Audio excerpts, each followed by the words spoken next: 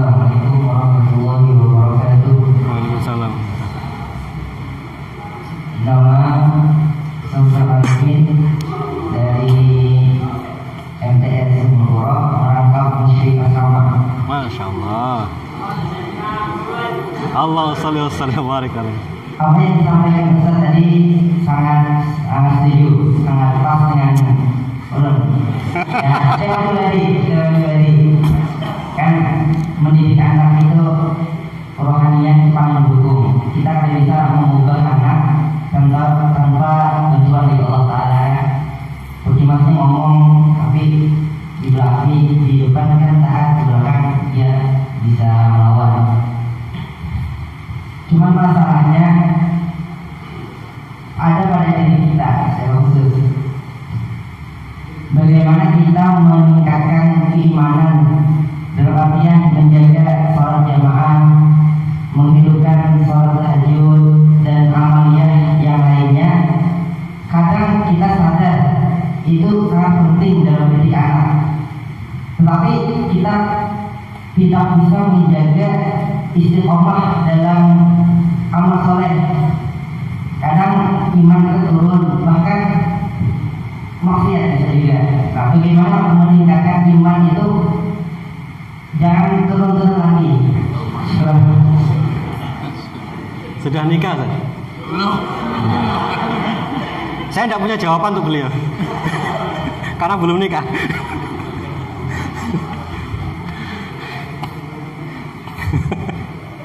Gimana kalau dinikahkan dulu aja? Saya kadang melihat bujangan itu kasihan gitu. Menjalani hidupnya itu dengan angan-angan saja. Kasihan mereka. Sudah kan? Daftar di nama Ali, Pak. Ya, pertama nikah dulu.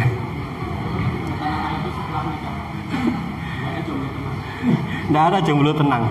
Karena disebut dengan sakinah dalam Al-Quran itu, sakinah mawadah warahmah itu tempelannya itu ayat itu dengan pernikahan, bukan dengan jombloan jomblowati. Itu dengan pernikahan ayat itu. Jadi kalau pengen sakinah, ya nikah jalannya. Pengen sakinah. Tapi jangan khawatir. Beberapa orang-orang soleh terdahulu seperti Imam An-Nawawi, beliau waktunya habis untuk ilmu dan beliau wafat dalam kondisi belum menikah. Loh, antum mau jadi Imam An-Nawawi boleh, tapi beliau ngarang kitab yang begitu banyak itu. Tinggal pilih yang mana. Yang ringan kawin aja. Yang ringan yang penting kawin aja lah, daripada bikin kitab susah ya. Baik, contoh sekalian. Caranya nikah gimana? Caranya nikah. Saya udah. Sudah itu sih. Min haitsu la yahtasib. Baik, teman-teman sekalian, yang pertama, kebaikan itu menghapus keburukan. Ingat ya, ayat berapa? Surah berapa? Sesungguhnya kebaikan itu yudhibnas sayyi'at. Sesungguhnya kebaikan itu akan menghapuskan keburukan-keburukan. Jadi bagaimana cara kita meningkatkan atau mencegah diri kita dari melakukan keburukan? Pastikan saja kita terus-menerus melakukan kebaikan. Yang pertama, istiqomahkan, lakukan saja kebaikan walaupun kecil. Yang kedua, paksa diri kita untuk meninggalkan yang buruk dengan pemahaman ini. Apa pemahamannya? Keburukan itu seperti saudara. Keburukan itu seperti seseorang yang memiliki saudara. Jika kita panggil dia, maka saudaranya akan datang. Camkan baik-baik poin ini. Kalau hari ini kita melakukan keburukan, tinggal nunggu waktu keburukan yang lain itu nempel ke kita nanti. Itulah alasan, jawaban kenapa seseorang tidak bisa keluar dari keburukan. Karena keburukan itu mengundang keburukan yang lain. Jadi pasang ini baik-baik. Kalau saya melakukan ini, nanti lama-lama kita akan melakukan keburukan-keburukan yang lain. Minimal kita akan kesulitan melakukan kebaikan. Begitu satu keburukan kita lakukan, kita menjadi berat untuk melakukan kebaikan. Jadi kenapa kita tidak bisa melakukan kebaikan? Ya karena keburukan kita lakukan, itu masalahnya. Yang ketiga, teman-teman yang dirahmati Allah, Tidak ada orang yang sempurna. Tidak ada orang yang suci dari keburukan. Tidak ada. Orang yang baik itu bukan orang yang tidak pernah berbuat salah. Tapi orang yang baik itu adalah begitu dia melakukan keburukan, dia menyadarinya, dia bertaubat kepada Allah. Jadi perbanyaklah istighfar, perbanyaklah taubat, menangis kepada Allah Subhanahu wa taala. Ya, Allah sesungguhnya menyukai, mencintai orang-orang yang bertaubat dan menyukai orang-orang yang mensucikan dirinya. Ulang-ulang taubat setiap hari. Taubat itu kebaikan. Taubat itu akan mengundang kebaikan-kebaikan berikutnya. Tidak ada cara yang lain. Begitu melakukan keburukan, segera ingat. Taubat kepada Allah. Ulang lagi, taubat lagi. Terus menerus sampai jiwa kita ini terlatih. Melakukan keburukan, lalu taubat lagi, terus begitu. Sampai akhirnya kebaikan itu menjadi bagian dalam diri kita. Jadi kalau ditanya, apa tipsnya? Tipsnya lakukan itu semua.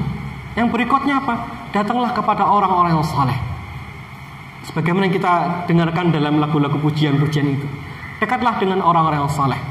Ketika kita dekat dengan orang-orang saleh, ada doanya, ada kalimatnya yang bisa membuat hidup kita berubah. Yang itu dilakukan oleh orang-orang saleh terdahulu. Mereka saling mendoakan. Mereka saling mendoakan. Kebiasaan para sahabat itu, saya dapati ini dalam Hilyatul Auliya. Saya lupa namanya. Beliau bercerita bahwa salah satu kebaikan atau kebiasaan dilakukan oleh para sahabat, salah satunya adalah saling mendoakan. Saling mendoakan. Maka datanglah kepada orang saleh, mintalah doa mereka. Sebagaimana Umar bin Khattab radhiyallahu anhu, beliau pun mencari sosok yang sangat saleh yang disebut oleh Nabi, yaitu Uwais Al-Qarni. Beliau meminta doa dari laki-laki saleh ini. Maka Mbak, dulu ada seorang laki-laki yang dia tidak bisa lepas dari zina dan dia ingin berbuat zina. Apa yang dia lakukan? Dia datang pada Rasulullah dan minta didoakan. Selalu begitu. Akhirnya mereka kemudian berubah. Teman-teman yang dimuliakan Allah, kalau kita merasa kita ini lemah untuk melakukan kebaikan, jangan khawatir.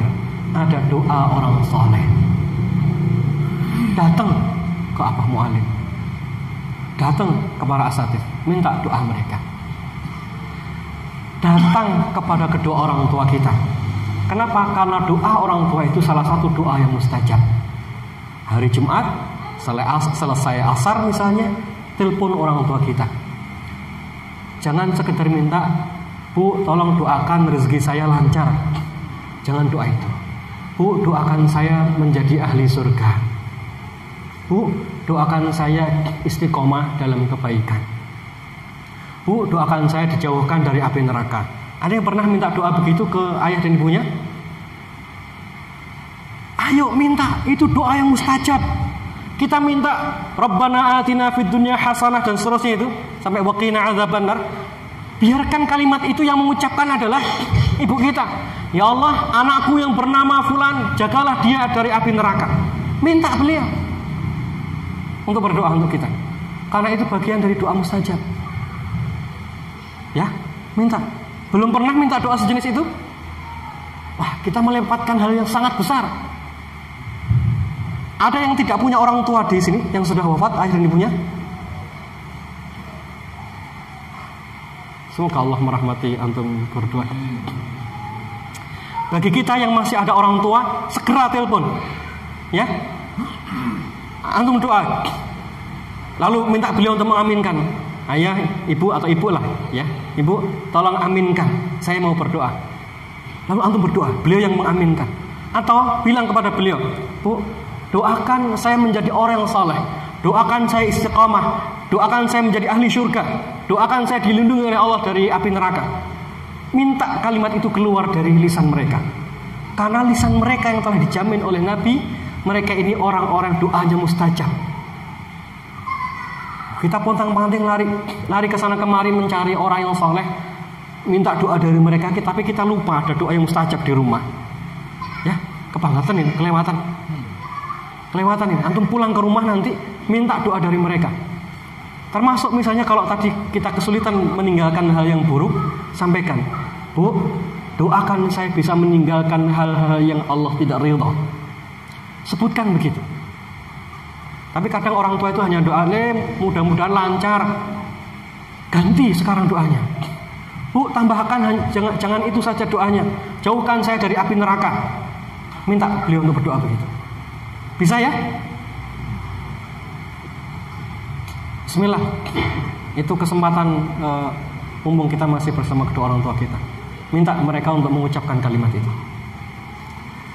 Kemudian mungkin merenungkan, mentadabburi Al-Quran, sering mengingat kematian dan lain hal yang lain, itu yang bisa menguatkan rohani kita agar kita bisa istiqomah. Mungkin begitu Ustaz ya. Semoga sabar membimbing anak-anak di kamar, sabar, istiqomah. Ingat-ingat yang tadi kita bahas, semoga ini menjadi amal soleh untuk antum semua. PR setelah ini, segera telepon orang tuanya, minta ridha dan minta doa mereka, ya. Minta ridha dan minta doa mereka. Sebutkan detail. Ya, sebutkan detail. Bisa ya? Insyaallah. Barakallahu fikum. Mungkin begitu, Ustaz. Ada